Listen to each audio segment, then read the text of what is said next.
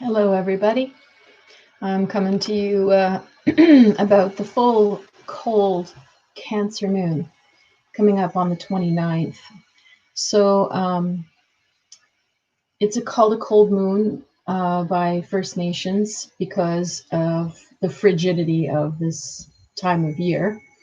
And we have an interesting thing going on with, Cancer moon when we're already staying at home and very sensitive to what's going on, maybe about Cancer rules the home, and it also rules, it's like a cocoon, and it rules our emotions. And a Cancer full moon will be more emotional than other full moons might be. And so that's why I sort of feel it's I don't want to say dramatic as in people flying off the handle kind of dramatic, but it is a more intense full moon because we're, at least in North America and the UK and stuff, we're cold right now. And for most of us, we're in quarantines and lockdowns. So we are really feeling this Cancer Capricorn energy. Capricorn is, rules government, rules patriarchy, rules the structures we live by. We've got Pluto, Saturn.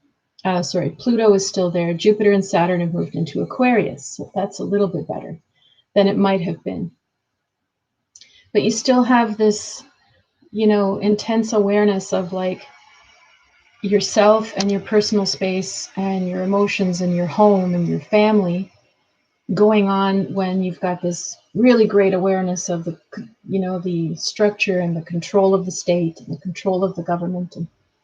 And of course that's really emphasized for some people, depending where you are on the spectrum of what you believe is going on. And I'm not going to weigh in on any of that right now. What I want to just do today is, as usual, talk about the astrology chart and the planets and what we can sort of expect of this full moon vibe. And then we're going to pull the cards for the full moon vibe. And then I'm going to give a reading for every sign as usual. All right. I'm just checking, did I have pen and paper somewhere? Not really. Because I will need, well, okay, I'll figure it out. All right, so first of all, let's take a look at the astrology chart. So I don't have, well, I could link the chart for you. Let me try to do that. Well, can't really do that either in here. Sorry. I wonder, will it let me copy and paste the image for you? Oh, here, there is a link. Okay. So if you are curious to look at the astrology chart as I'm talking about it,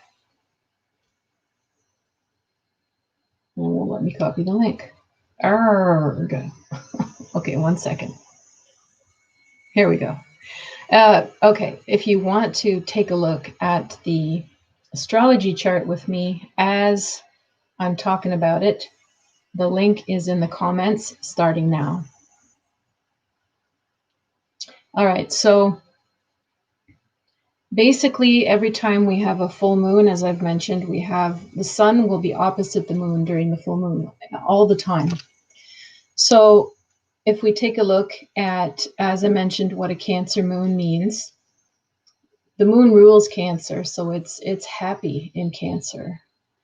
It's a feminine energy, just meaning it's dark, it's receptive, it's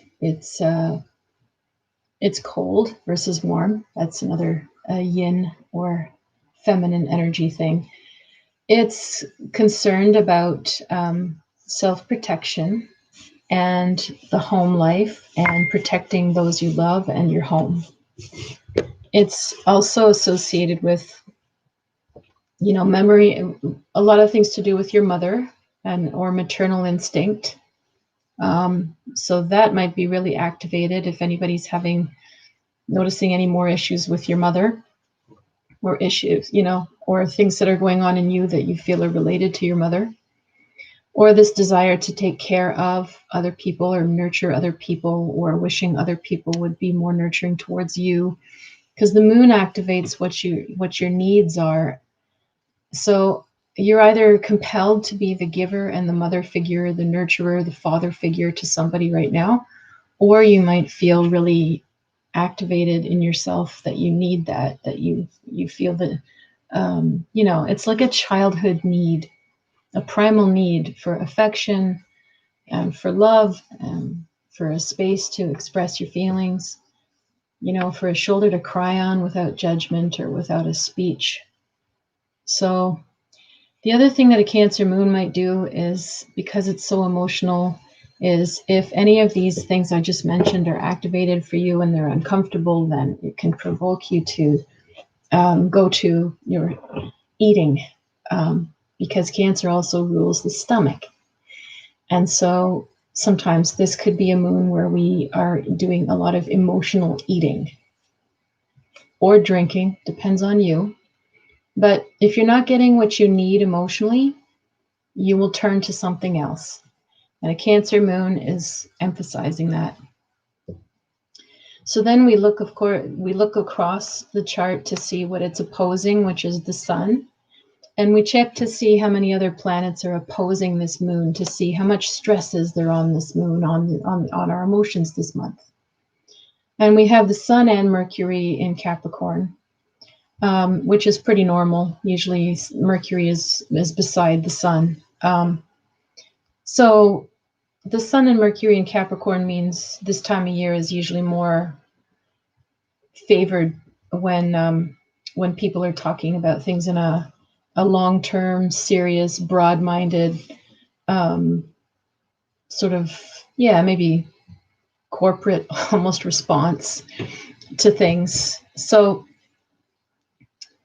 it's going to favor people speaking about things in a more, not without emotion. Capricorn has emotion. It's just that it's in a, dare I say, like a more adult kind of way.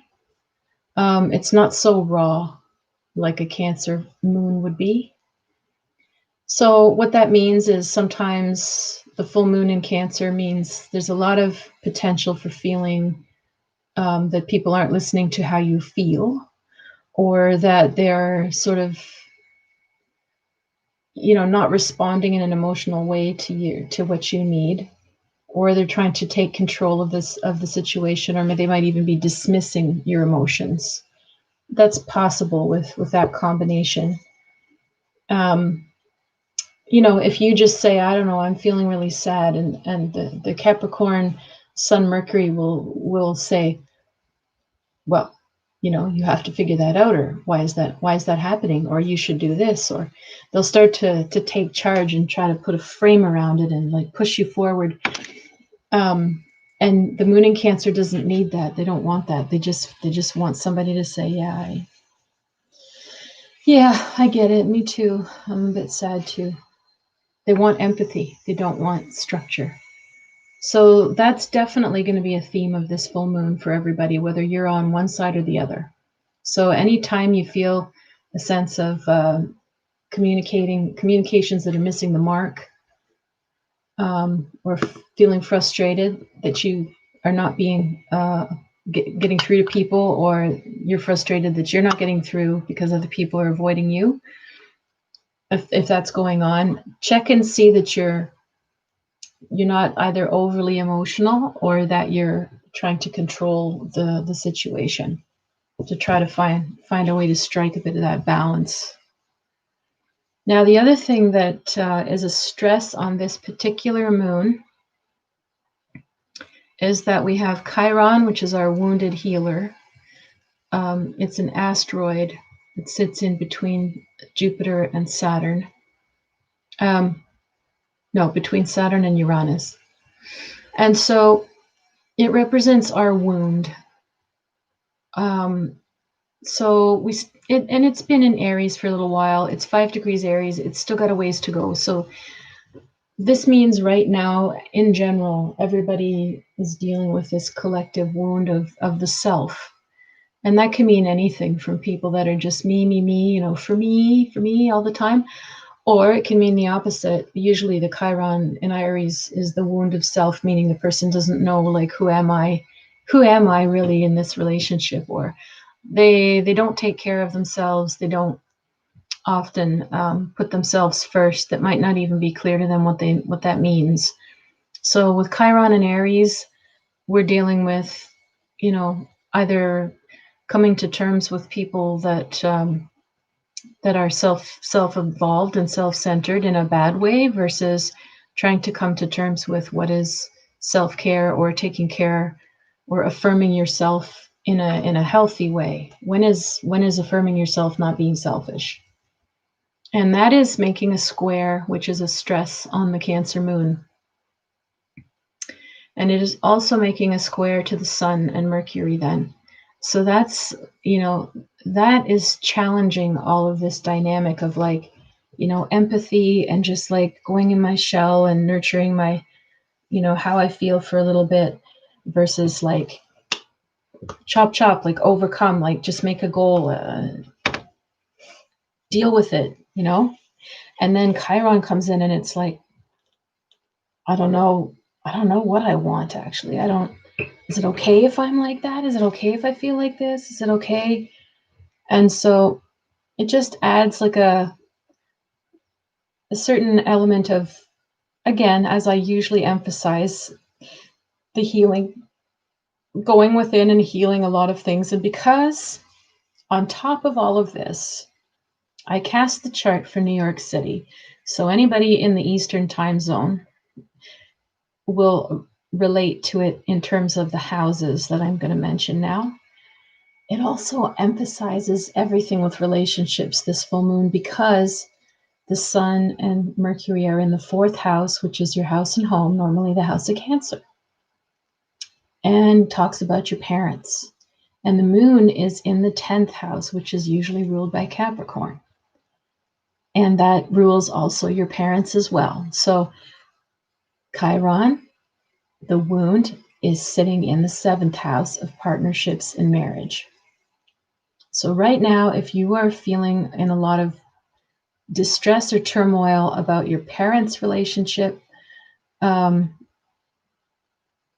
or your own marriage, or your, whatever your closest relationship is, you might want to really take a look. And again, this is the deep healing work that we all have to do at certain points. You probably have to trace it back to how this goes back to your family of origin, because anything in your really close relationships, whether it's marriage or just a very, very strong friendship, if you're not married, like whoever you're closest to, whatever's being triggered right now, goes back to your family of origin and your parents, and the balance of power that was at home, and how much emotion was allowed at home, how much empathy did you have at home, how much structure was there at home. And you have to really take a look at all these things. So the next thing that we have going on is Venus is connected to the South Node in Sagittarius. So if you remember a couple weeks ago when I did the new moon video, I talked a lot about the nodes and the Gemini Sag axis that we have right now. These things move slowly as well. This is an influence that's going to go on for a while. It's only at 19 degrees. We still have a while, 11 degrees to go. So we're dealing with these themes, and this Sagittarian South Node versus the North Node in Gemini.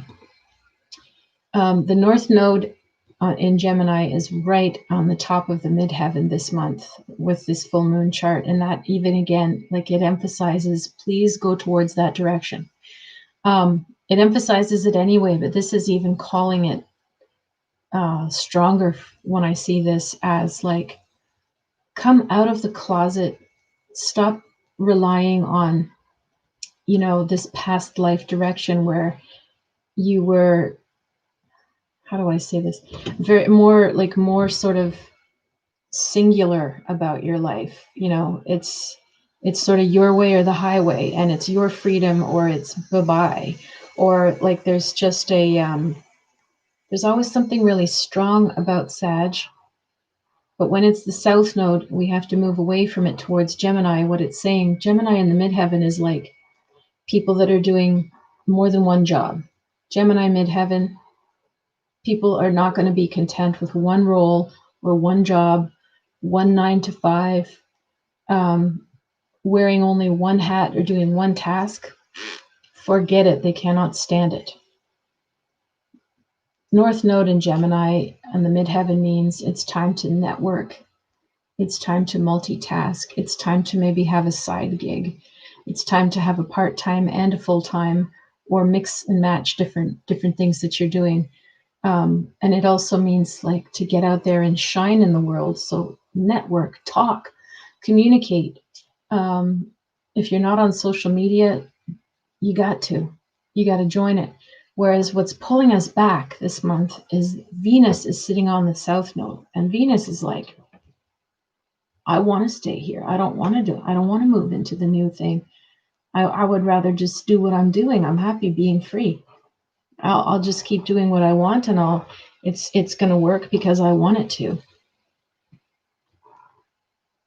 Not so much, and the Venus south node is also right on that axis of the IC. So the MC is the midheaven, talks about career, public, your public image, anything that is sort of shining, what you shine out to the world can be seen there. And whatever is in the IC, the opposite, is what's hidden and what's at home and what's going on in the background and the roots.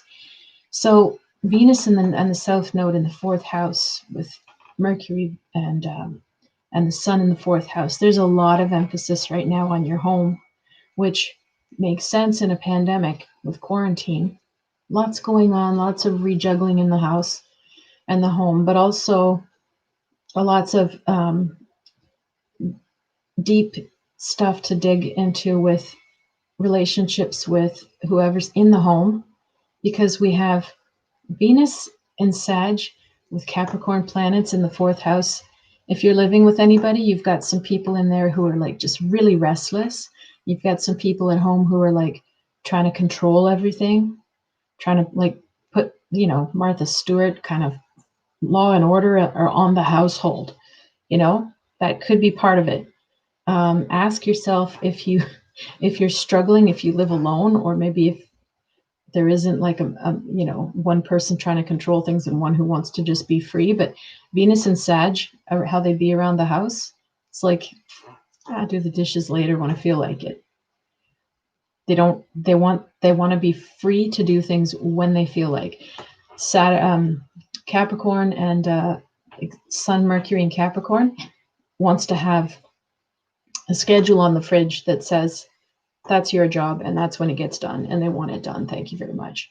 So there's that kind of struggle within yourself, could have been within your family of origin, could be going on right now.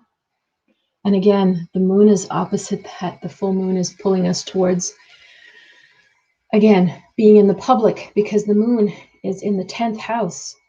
So even though it's your moon and it's your emotions, it's in the house of the public eye, just like the North Node in Gemini is in the public eye.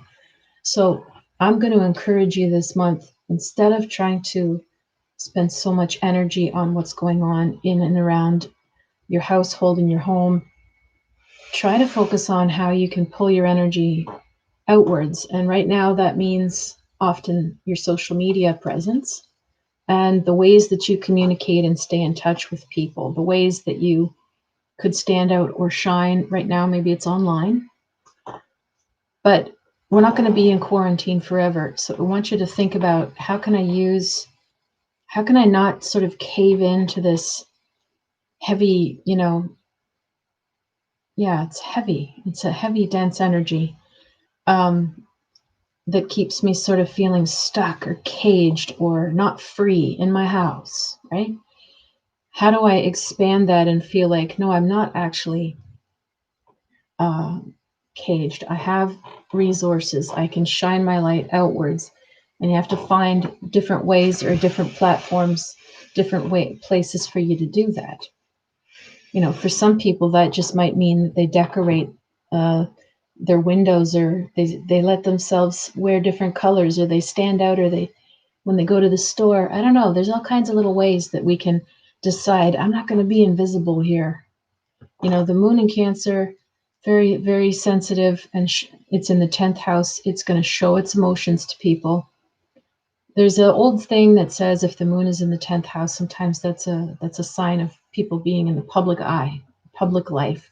Sometimes it's like a celebrity aspect. And I can't say everybody watching this is going to become a celebrity. But with that Gemini North Node as well, it's really just saying to me, like, don't hide, and try not to emphasize this feeling of being stuck, or like putting all your energy into your home. Try to think about, how can I still keep myself in touch with the rest of the world, what I want to communicate, how can I be seen, how can I expand my horizons from where I am now. Whew.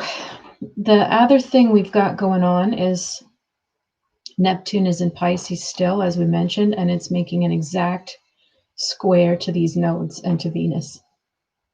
So again, we have something that's coming along to throw a monkey wrench in this axis that I'm mentioning. Neptune in Pisces, also mutable, changeable. So is Gemini, Sag. So you get this very sort of, like I mentioned in another video, it's not like a clear opposition force that you get with fixed signs or cardinal signs, where it's like, this is what I think. Well, that's what I think. You get adaptable signs that are squaring. So it's like, oh yeah, we're sort of, oh, so I'll go, and because you, and now, oh, and everybody's just dancing and juggling and repositioning and not sure. And it's making these times feel very weird. Like a lot of people feel sort of confused, like they don't know where to stand and what to stand on or for. And they don't know how to, they're not quite sure what they're supposed to do. There's not a lot of clarity right now. And you've got this mutable squaring off with fuzzy planets at best. The nodes of the moon are like a karmic thing. It's very difficult to pinpoint and tell people what that energy feels like. And then it's squaring with Neptune. There's a lot of fuzzy, foggy, maybe inspired one day, maybe achy and feeling weird the next day, having a high and like, oh yeah, this is what I want and I think it's going to be good, and then like caving down the next day, and it's just very moody aspect. However, that Neptune in Pisces is also making a good angle to the moon. One of the better aspects of this chart of this moon is Neptune trine the moon.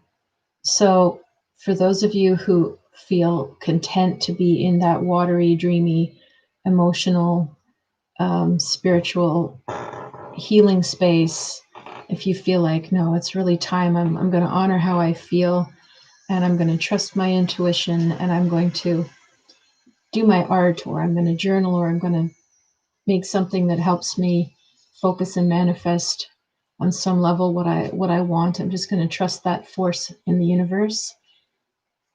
You're going to get a little bit of transcendence from the rest of this. But again, the moon in Cancer will mean you might be doing it a little bit more on your own. The other positive aspect that comes out of this full moon is Venus is trine Mars.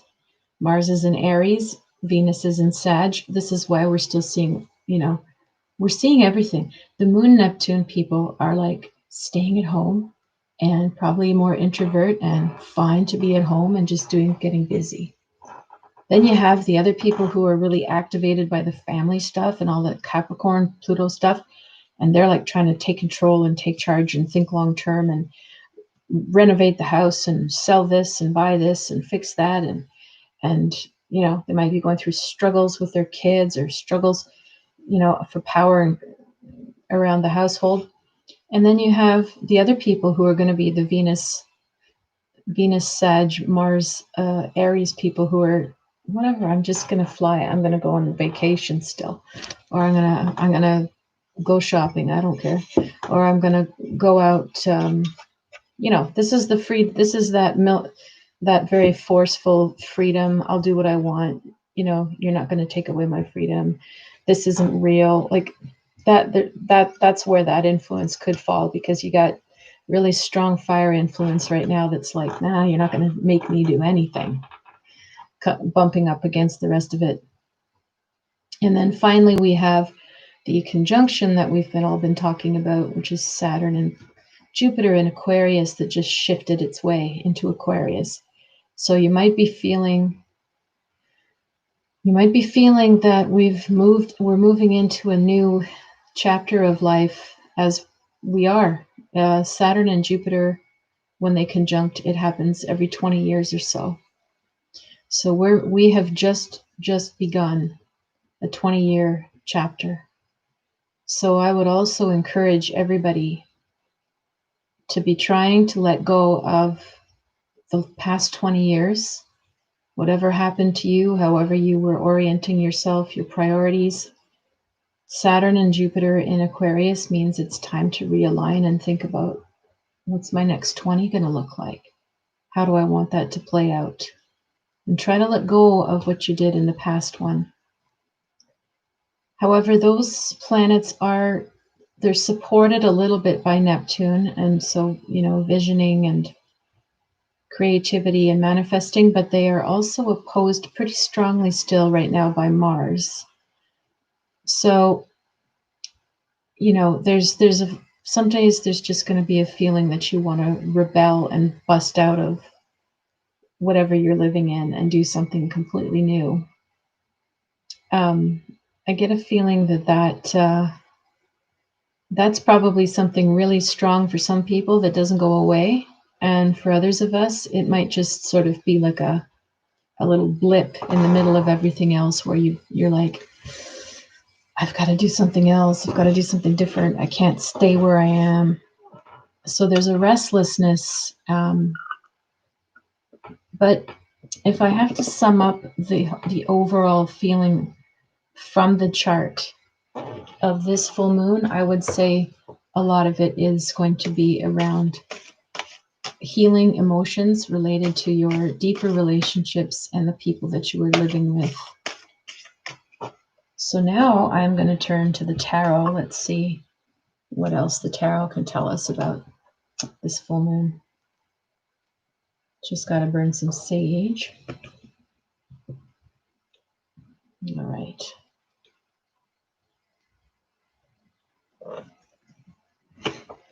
So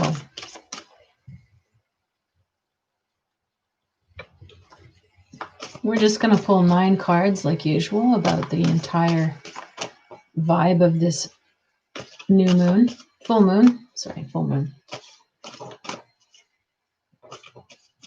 All right.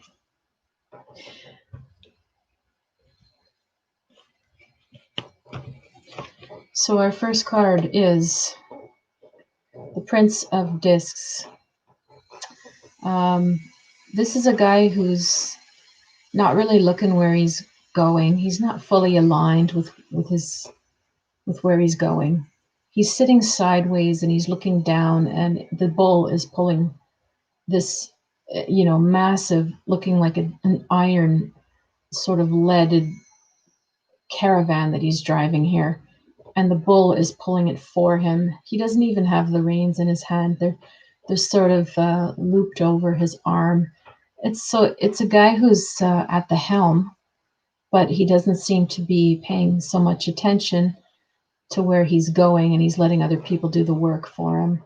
So I'll let you just figure out who you think that means in your own life or in the bigger picture of things. Then we've got the Queen of Swords here. Now she comes in and says, I'm not having that. That's BS, She comes in with her sword, and as you can see, she has beheaded somebody.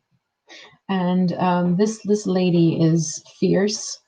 She's incredibly intelligent, and she's not putting up with any more crap.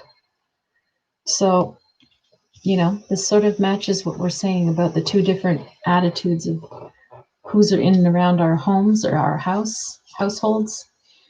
somebody is just wants to do what they want when they want, and somebody is like cracking the whip. Now, the Ace of Discs is a great card that's usually a money card. Doesn't mean lots of money, but it can be a chunk of money.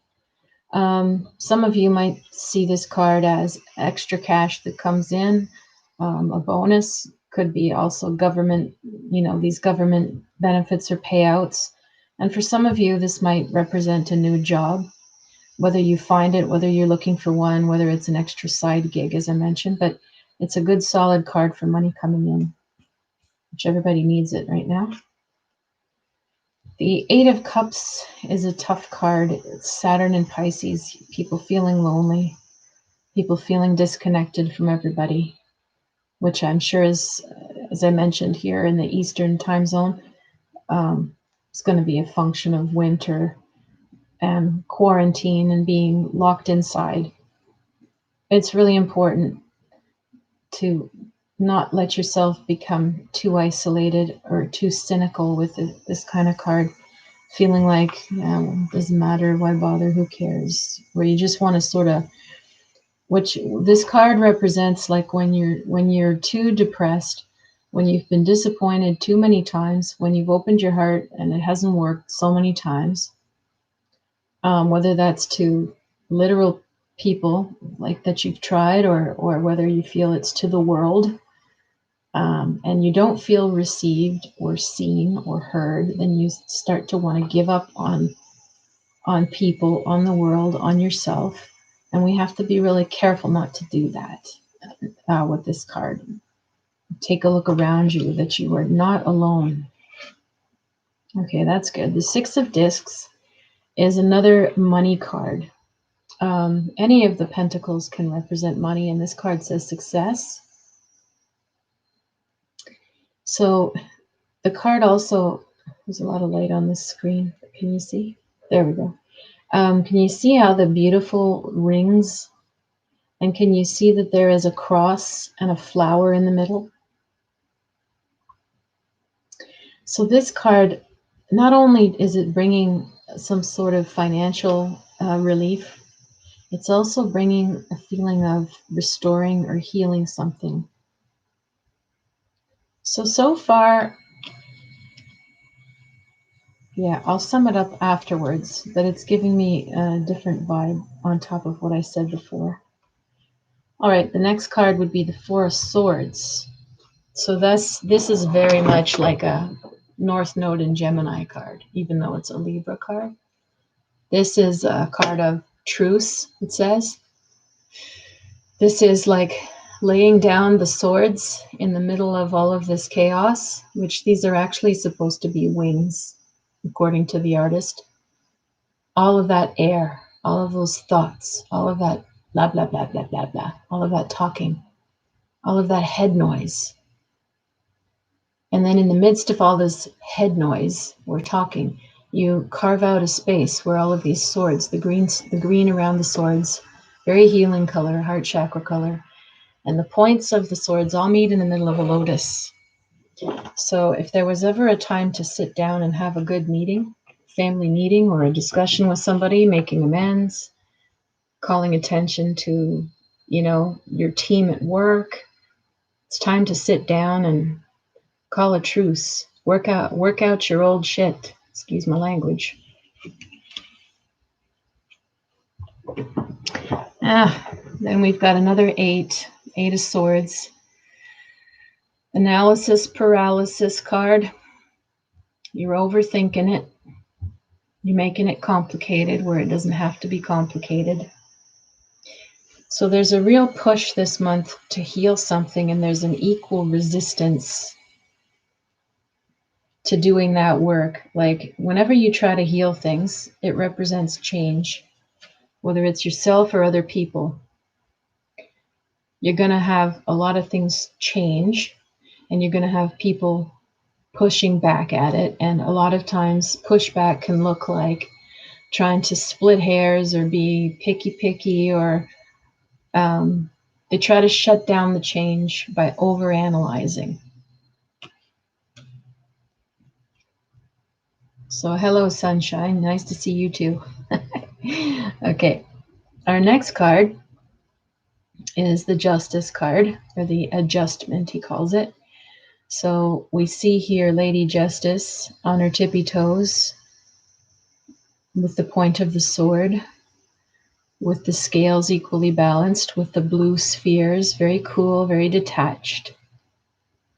So, but this card often represents the need for a legal letter or intervention, or a lawyer or a notary, or to have an official contract or something in writing. So it's possible for some of you that these conflicts that we're seeing might need something more formal. As I mentioned before, the person with a lot of Capricorn wants a list on the fridge of when's your duty and when it's your turn and what time's that happening. It could be formalizing something like that around the house. Some of you, this could actually be like a lease. Some of you, this could be like a marriage. There's something that needs to be put in writing.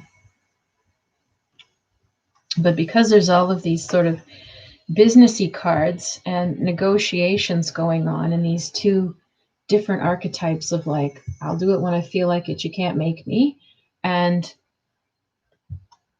kind of person, you're going to have a lot to talk about, and you might need a more formal agreement.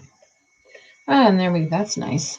So the final card is the Magician, and that speaks more about letting people be free to create what they want to. And again, it sort of talks about, since the cards talk, there's a lot of money cards in this reading, and Earth.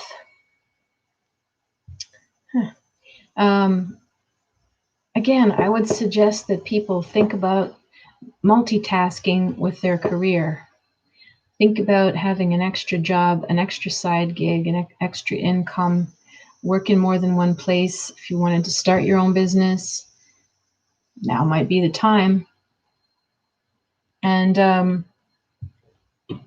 based on these cards, I feel like this full moon is going to bring about some strong decision points and some motivation to really take things in your own hands when it comes to your career and your finances. Very interesting. All right, so with the personal readings now,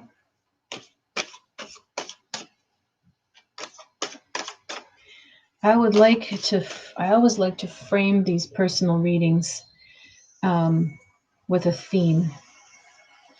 No, Kitty, not right now. Not right now, buddy. You can say hi to everybody, and then that's it. So this is Willow. He wants to say hi. Hello, Willow. Willow's a Capricorn. He's gonna be 15 in January. But he will stand on top of the cards while I'm reading them, unless, yeah, I'll put you down. Oh, buddy, you're stuck on my sweater. There you go. Okay. All right, there's a little slice of my life for you.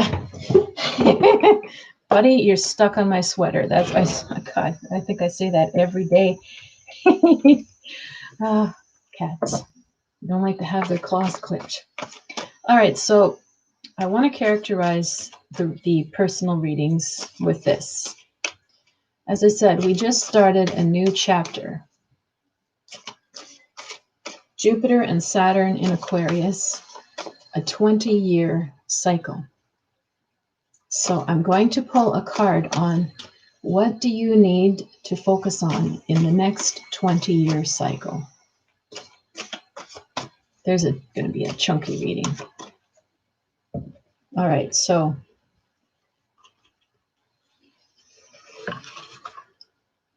let's take a look for Aries.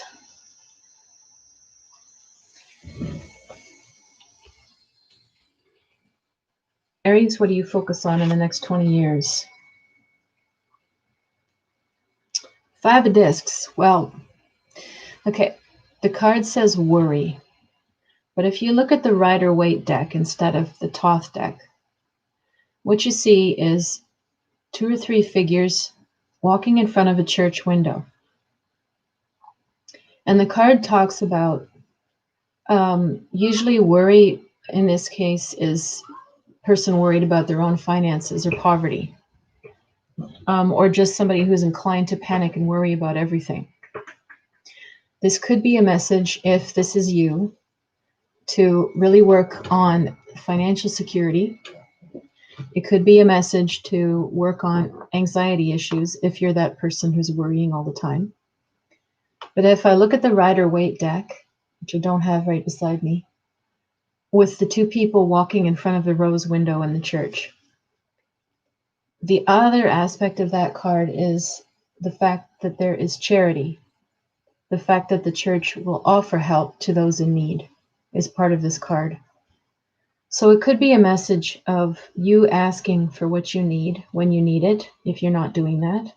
Asking for help could be a part of your cycle. It's not like you're going to have to ask for help for 20 years, but it might start with that. And the other aspect of it is maybe you're the one giving the charitable side. Maybe you're the one helping people in need based on understanding it from whatever your circumstances. So I would say for Aries, your next 20-year chapter, because we have astrologically, Aquarius is your 11th house, which rules friendships and communities. So I would say your next 20-year chapter is all about your community, you receiving from your community, and what you give back to your community. And Kitty wants to come up again. Nope, nope, nope, nope. All right. Taurus.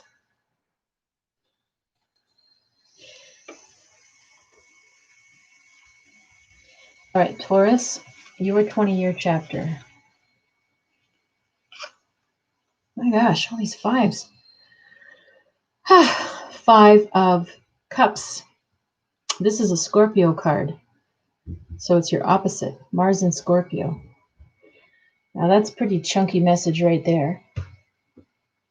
Mars and Scorpio is not the best place to have it. It's usually a person who might be jealous or possessive. Sometimes it's somebody who, likes to even get revenge. It's somebody very passionate, very sexual.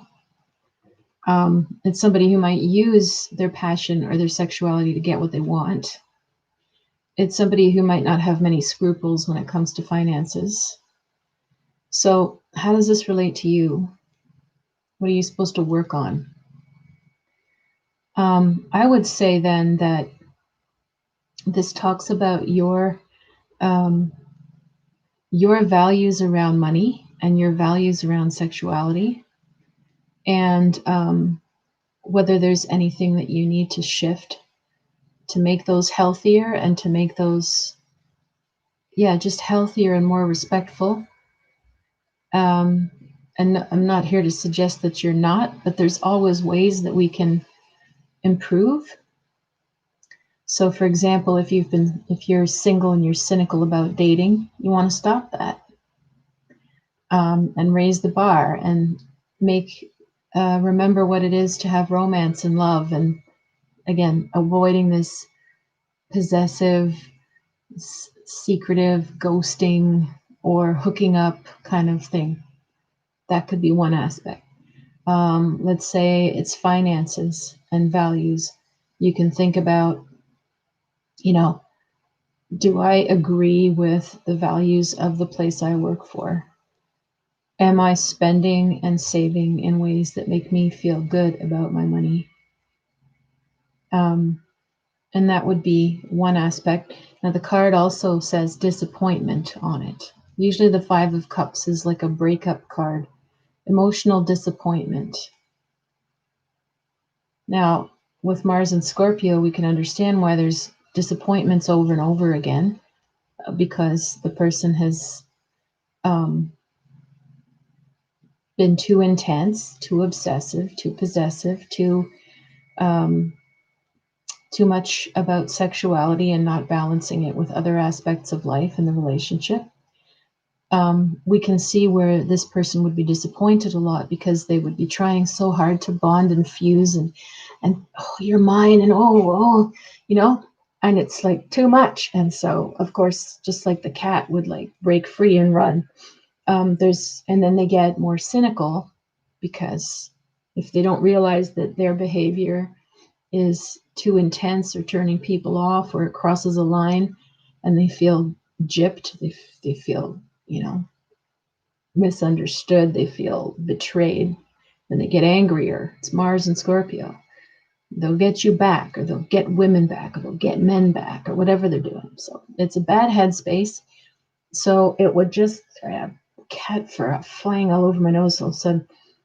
It would just be a message then to take a look at a lot of your relationships and how you're if you have a pattern of feeling betrayed or disappointed, if you have a pattern of being too codependent or letting the relationship start too quickly or become sexual too quickly, or you want to just take a look at that. And so because Taurus, you want to have things secure. You want passion, but you want stability. And this kind of behavior doesn't tend to bring stability, it brings roller coasters. So you just want to take a look at that, how you'd rebalance those energies over the next 20 years. And for Taurus, Aquarius is actually more your career house, but also, like I said, it can rule your parents, and it can rule authority issues in your life. But it also, because it's career, this does make sense as far as finances for sure, and the relationships that you have, maybe to your ambition, or to, Mars and Scorpio could also be greedy sometimes. Not that I see that a lot with Taurus, but you want to, sorry, gosh, boy, he's shedding a lot. All right.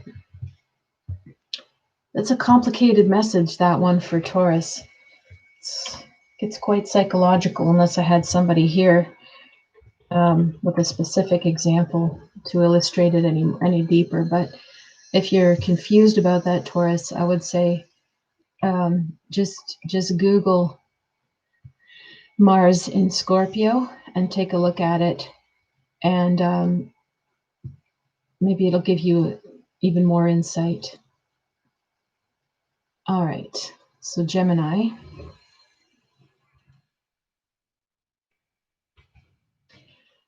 Gemini, your next cycle for 20 years.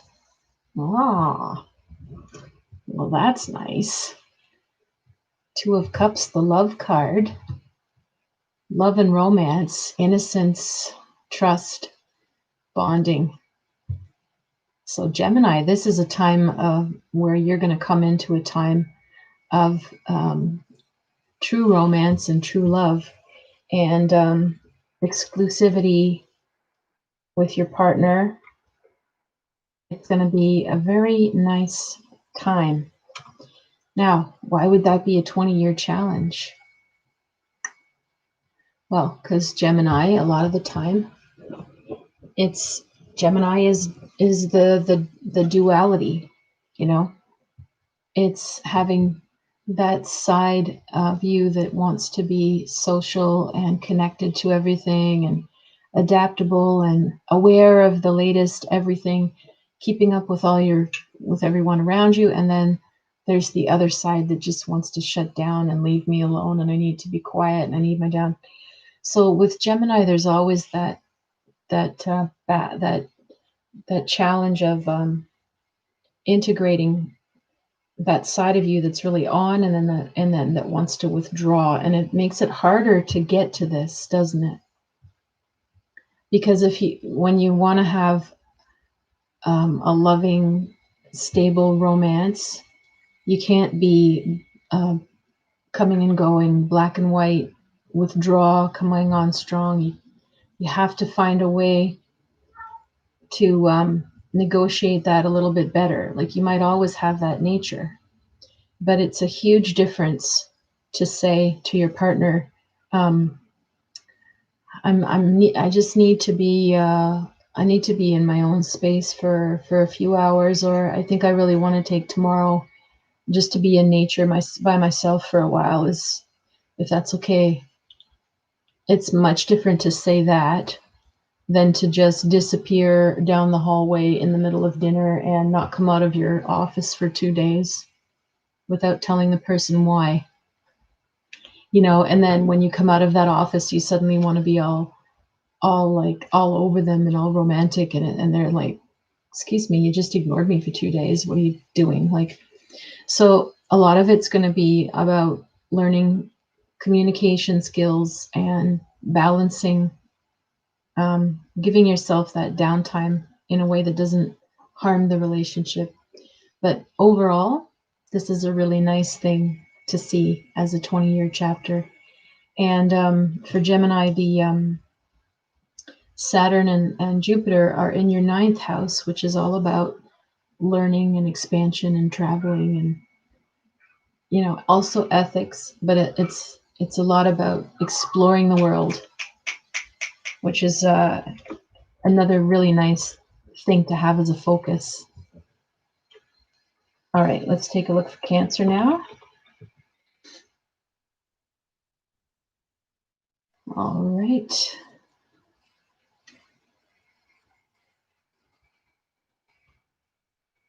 Sorry, I find it hard to write down these times as I'm going along, so they're not going to be perfect. All right, Cancer, your next 20-year chapter.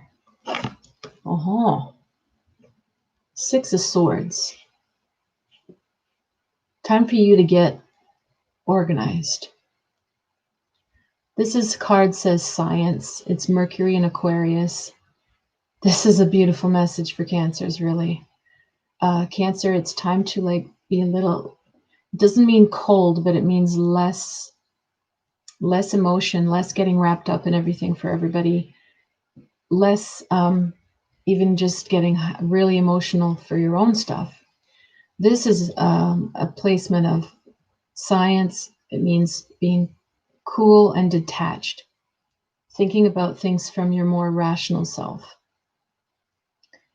So this is a huge departure for a Cancer. When we've got Aquarian planets and the Aquarian age, we're all going to have to learn how to do that. It means also with Mercury there to open your mind, let people live and let live. Okay, you want to call yourself by a certain name, by two names, by different pronouns. Live and let live. Let people be who they are. Let yourself be more who you are too. So you're moving out of a time when you're really emotionally triggered by everything, or that nurturing, motherly, fatherly side. You're just going to pull back a little bit on it. And this would also, to me, really suggest, when I pulled the card, I thought, get your shit together. Whatever it needs organizing, you do it.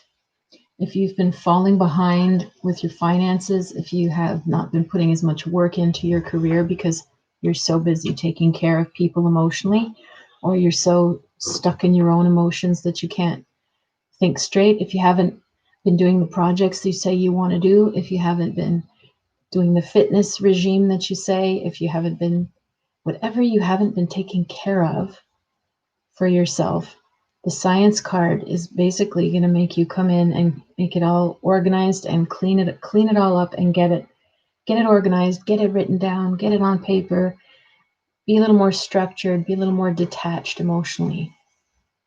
And that's going to require that you detach from being this emotional caregiver, or it's going to require that you learn how to step out of yourself and not get into whatever vortex of emotion you typically do, and just sort of cool off and get it done.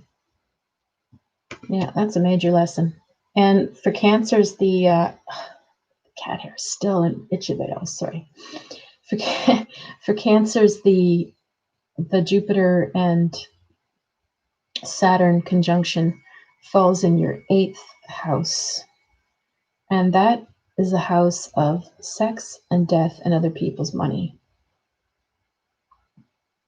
And it's the deepest place for it to be. It's one of the hardest. However, it means that you're sort of dealing with your life close to the bone.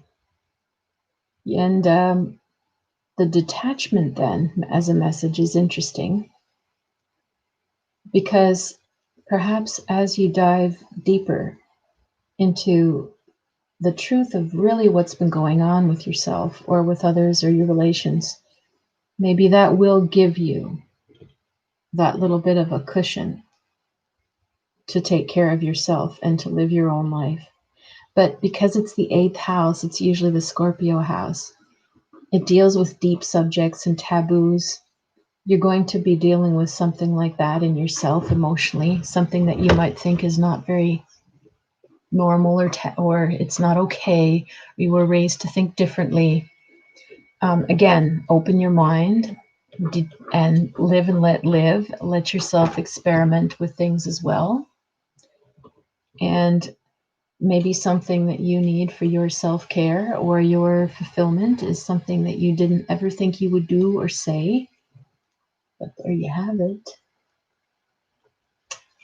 Very interesting.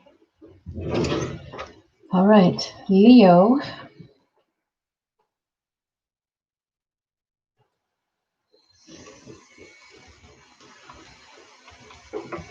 Leo, your next chapter.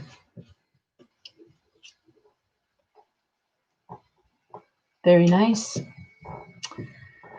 3 of Pentacles, Mars and Capricorn, the full-time, paid, working, productive card. Whatever happens in this next 20 years, you're working. This might be a workaholic phase for you. This might be a period of great advancement. You might finally be working more hours or working for the money that you always wanted, or you might be finally promoted or doing a job or running your own business. And I just feel improvement across the board with this. So it's a time of being productive. And it's Capricorn. There will be structure around your life. So if there hasn't been, there will be. You'll be too busy not to have a structure. And as far as the astrology for you, for Leo, when you've got Saturn and Jupiter are now in your 7th house, and that means marriage, close relationships, commitments, and sometimes open enemies, that house. But this is going to put, like, it feels like, okay, finally my work life is going fine and my money's coming in. So now I can turn all of my attention to relationship dynamics. And so this is 20 years, right, that this is going to be sticking around. You'll probably find yourself becoming more disciplined and more committed, or understanding at a deeper level what commitment means than you have previously. And yeah, I think I'll leave it at that because it's a really beautiful message and way, and it's certainly a strong enough life lesson. I think it's painting a picture. So while you're busy with your work and your business or your job, and you're productive and you're on your track and you train and things are, you're going to be actually dealing more with what is that bringing up in my couple. Or if you're not in a couple, maybe you're going to be focusing on, well, what's going on with me if I would like to be in a couple. The commitments that you have are coming into focus. But it feels good to me. It feels very good to me. So let's take a look for you, Virgo.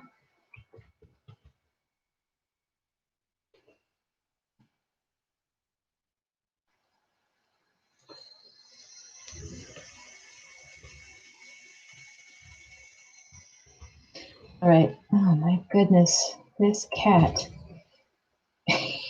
You desperately want to be on my knee tonight. Oh, buddy. Okay.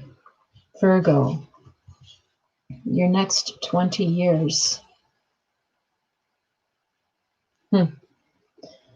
Prince of Swords. Well, this means that if it's you, you're dealing with the side of you that is I have to just say it as it is. You're either scattered, you're trying to do too much, or you're trying to play games a little bit sometimes. You're not being your mind isn't as clear as you think, even though you're very smart. And you could be playing games with people or with yourself. Now, if this doesn't represent you, then it represents an archetype or person or type of person around you. And it's time to move away from that. So, what does that mean? If you, let's say this isn't you, we'll be nice to everybody. This isn't you. This isn't you. This is someone around you. This is a kind of person that's always around. And it does make sense if you're a Virgo that you would meet a lot of these people because you're smart enough. So you like the fact that this person is smart and they like that you are.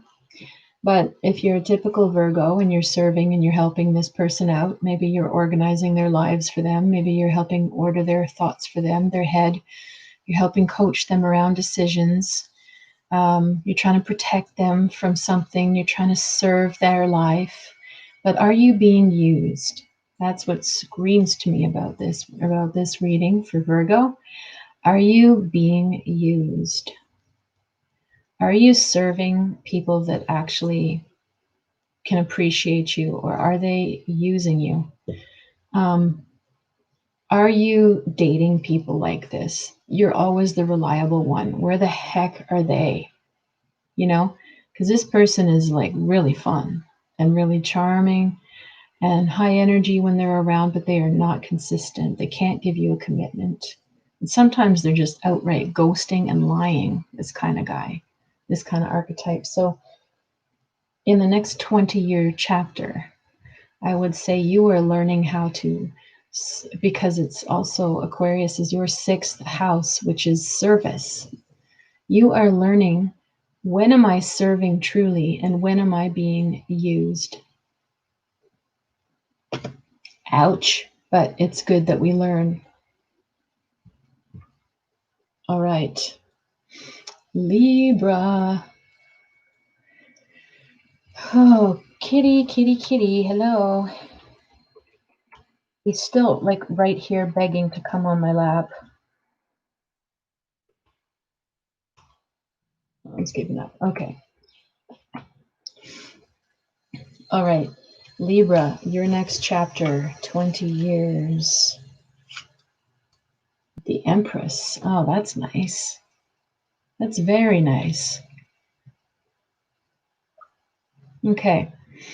So for Libras, the message is all about motherhood and nurturing. And that can be anything from becoming a mother yourself to the ways that you give mother energy to anybody around you. I don't have kids, but I'm certainly a mother archetype. You know, I listen to people's feelings. I give them a hug. I hold their hand if they need it. You know, I try to be protective of everybody that I meet, or little kids or animals. And you can see she's got her arms are sort of cradling. She's got a mother swan with all her babies. She's got the nodes of the moon. And so this card is all about nurturing and mothering.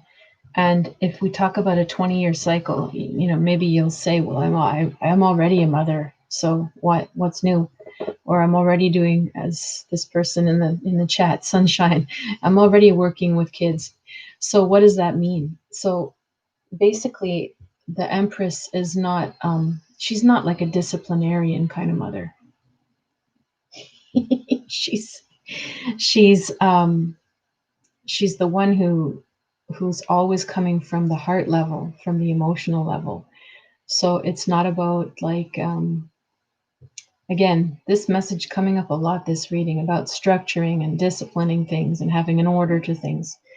It's more the person who's going to stop in the middle of what she's doing because it's a big moment for somebody and say, it's all right, you don't have to brush your teeth right now. We can wait 20 minutes. It's all right if you need to talk, if you need to cry, whatever. So it's really sort of taking a look at that role that you play, and also not burning yourself out too much, because as we know, anybody who has a very strong motherly energy, everyone gravitates towards you because everyone needs that, or many, many, many do. Like some people had that level of nurturing mother, but a lot didn't. So they gravitate, and they're sort of needy with the woman who can give that to them, and then she just gives and gives and gives, and she can burn herself out. So you're sort of balancing all of your mother and nurturing energy. All right. Hello, buddy. Just like I'm doing with my kitty here. He needs me right now, even though I'm working. So I'm giving him what I can. All right. But he's still wrecking my sweater.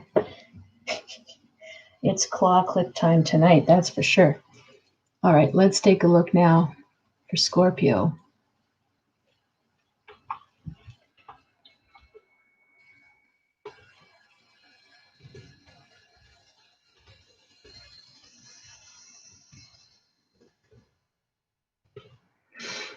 All right.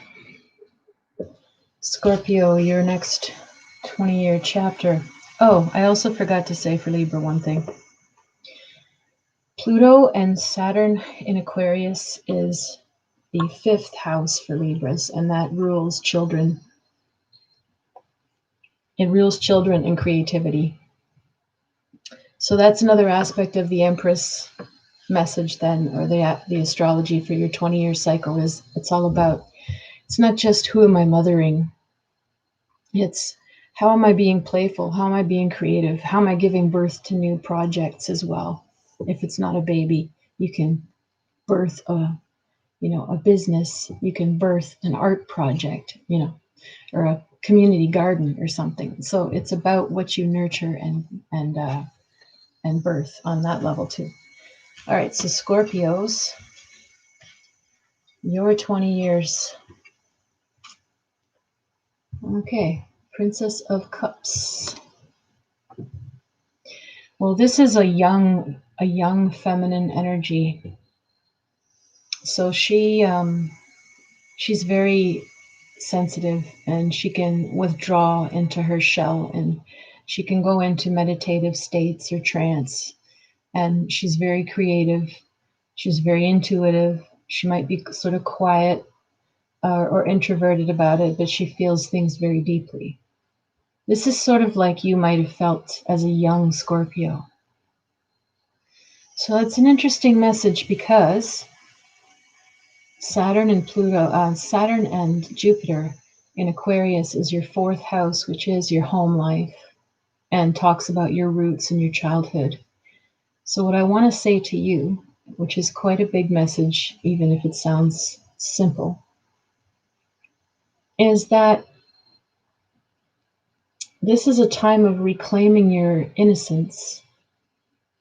So if you've become cynical or hardened in any way about the world or people or life, this is a time to withdraw a little bit into yourself and reclaim your childhood side. And this might mean that you're dealing with stuff related to your childhood issues and memories of growing up and issues with your parents. And sometimes, yeah, it's pretty deep, dark work when something goes through the fourth house. Things can come to light. Things people were suppressing can come out of the darkness.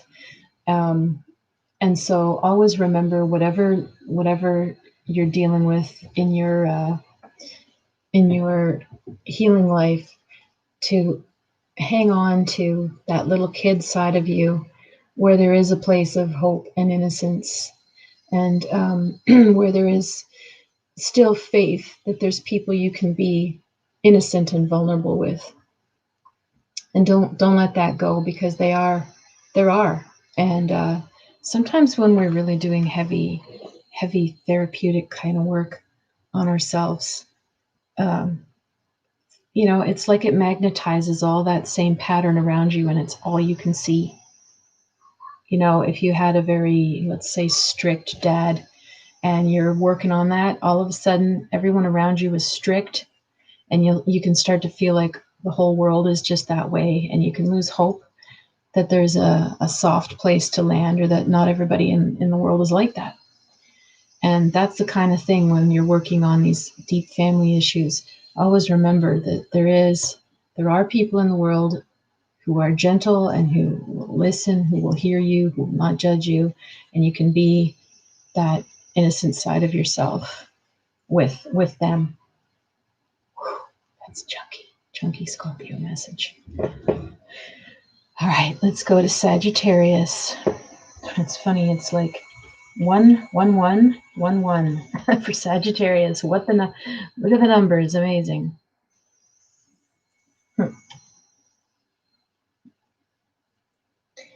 All right, that's a message in itself, isn't it, Sag?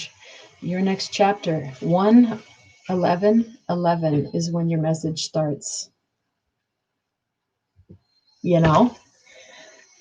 It's all about a brand new freaking chapter, and trusting the angel numbers and trusting your intuition. Like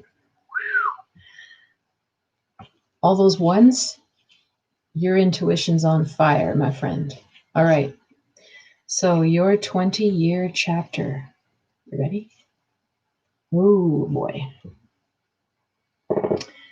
7 of Cups.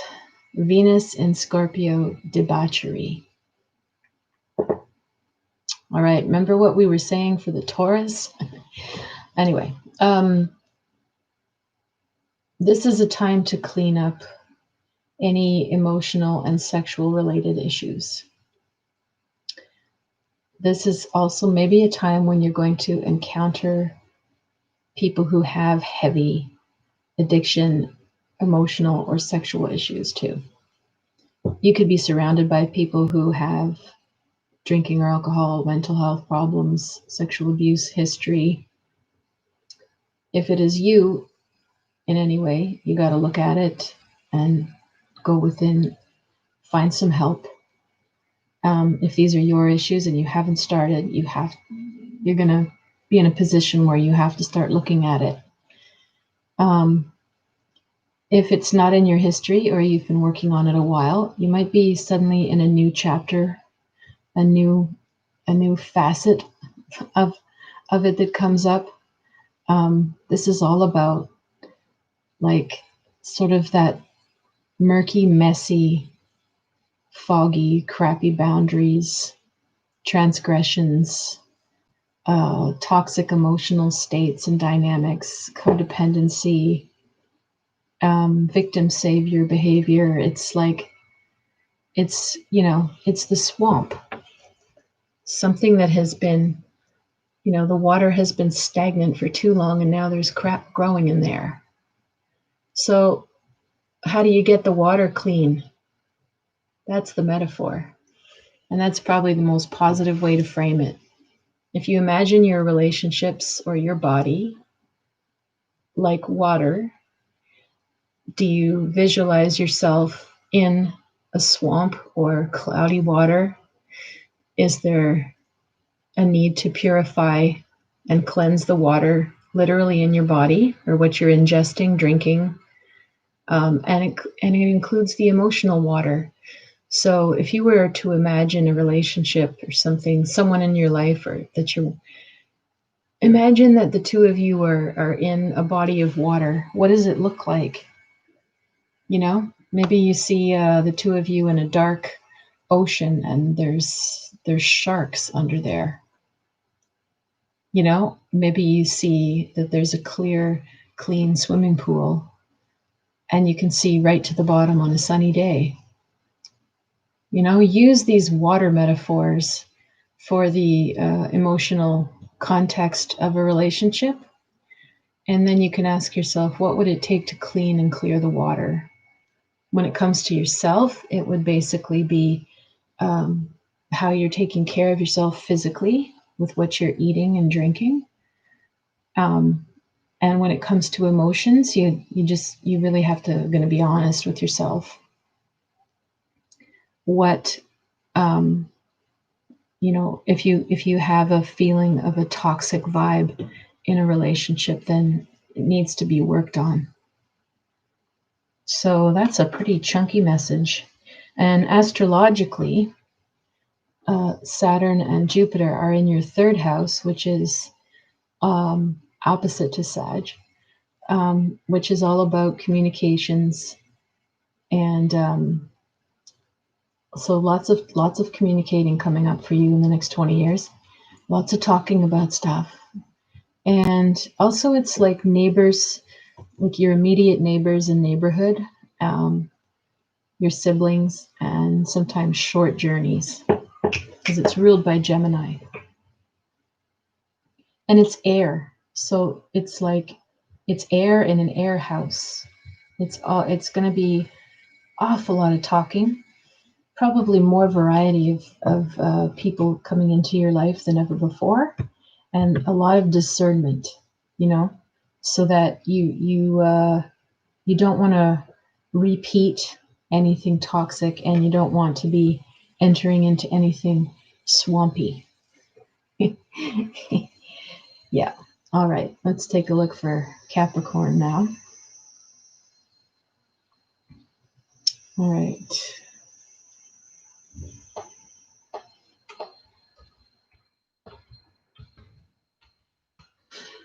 So Capricorn, your next 20 years.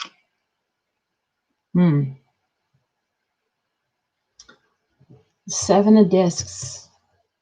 This card is Saturn in Taurus, and it says failure.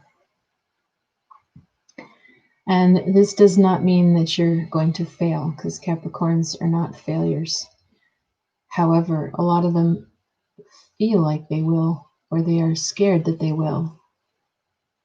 So I would say, as a general overall strong feeling, that your next chapter is all going to be about finance, because Saturn and Jupiter are in your second house of money. And a lot of it is going to be about fears of failure or being too hard on yourself, and all the ways that you feel that you might have failed something in the past, or scared to do what you want because you might fail now. It's going to be like examining all of these ways that you put way too much pressure on yourself. How you define success and failure will come into play. And it's funny because the astrology fits the card, that house, Saturn and Taurus. Second house is classically ruled by Taurus, which is money. And it's the money that you make, that you earned, not that you get from other people. And usually it means that there's an emphasis on that. Now, Saturn and Jupiter can bring both. Saturn can bring restrictions or a need for budget, but it can also bring a steady job or steady income. Jupiter can bring it can bring like a luck. It can bring an increase. So, for example, one way that could play out with this card over this next long chapter is that you're offered, you're steadily offered more authority at work or more money at work, and you're going to feel like, you might be scared to say yes, because you don't want to fail, or you don't want to let other people down, or you think, I'm not ready yet, or I don't deserve that money yet. If there's anything going on in you like that, then it's time to work on that. because with those planets in your second house, everything's going to be about the value of everything. Is 1 hour of my work worth what they're paying me, or is it more worth it that I have less hours and more time with my family but less money? What's worth it? What's worth what is the big question for that next 20 years. And there will be money that comes in, but there'll also be lessons about budgeting it and how you use it, and responsibility that obviously comes with it. But I also feel like there'll be an increase in finances, but also your responsibilities. So very interesting. All right, let's do Aquarius now.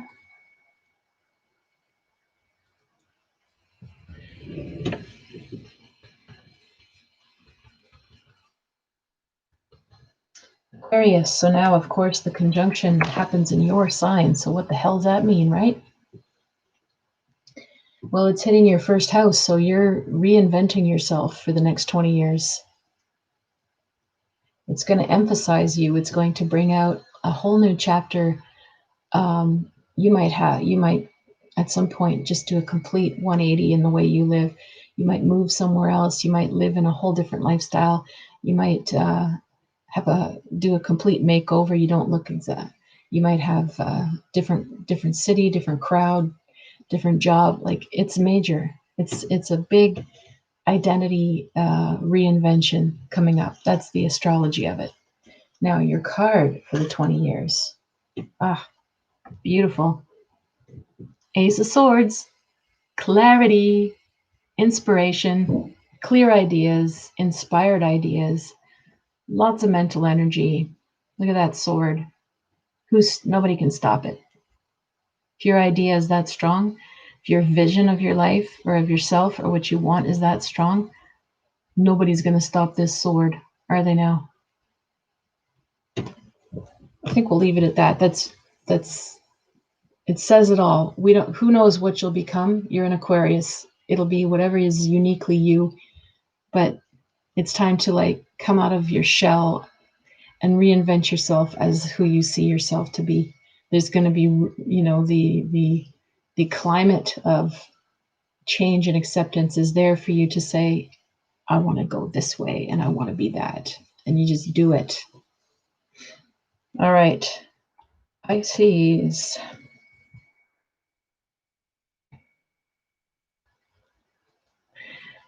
All right. Pisces. For you, the Saturn, Jupiter is in your 12th house, which is a bit difficult. It doesn't mean bad. It just means it's a little more difficult because it represents your 12th house, which is the unconscious, and everything that this provokes for you is very psychological or internal, or might not even be conscious to you. And the next 20 years is about it becoming conscious. So what does that mean? Pisces you're already so imaginative and creative and probably already have lots of dreams or psychic visions. It's going to increase. So prepare yourself. You will probably need more rest, more time alone. You might need to journal. You might need to speak with a counselor or a therapist if what you're picking up and what you're feeling, whether it's your dreams that suddenly are create just so much more vivid or involved, or something spiritual starts to happen. It's a very spiritual aspect, what's happening for you. A lot of things in your past lives can start to play out. That's another interesting one to look for. If I were a Pisces and I saw that all of this Aquarius stuff was going to activate my 12th house for the next long chapter, I would be fully expecting to have past life recall, or that I would be encountering people or scenarios that were going to mirror a past life. And It's the deeper kind of work. I also might expect that I would need a lot more solitude, and that I might want to do more art or more writing or something to help me process it. So now let's take a look at your card for this 20-year period. Oh, very nice, very nice. Oh, Nine of Wands, Sagittarian card, Strength. So this next chapter is going to be all about you rallying your inner strength. This card has the sun and the moon in Sagittarius. So this is somebody who feels very strong and very free, and they won't let anybody push them around or project on them or tell them what to do. They're very good to be independent and take care of themselves. They don't really need anybody. So if they like you, they want to be with you, but they're not there out of neediness. And so as you're going through so much stuff on the psychic realm or the inner realm of your life, the outward thing to cultivate would be this strength, so that you have sort of like you're the protector of your own cave, so that nobody comes in the cave unless you want them to. And then that allows you to do whatever inner musings, whatever happens in your dream life, whatever happens in your artistic life. You show this strong face, independent face to the world. So I'm sure, Pisces, whatever triggers you, if you're triggered by any of that, you know where you need to work on your independence and where you need to be stronger. And this next 20-year chapter is all about that. Well, lovely. Well, thank you everyone for listening. I hope the readings resonate, and I hope that if you know your sun sign, obviously, if you know your moon sign, check and combine those two readings. And if you know your sun, moon, and your rising sign, then combine the three of them and you'll get a very good picture of what this next chapter is about. Please give me a like and a share if you want. And if you need to reach me for a reading, it's river.rain.info, or message me below the comments and I'm available. All right. Have a good night.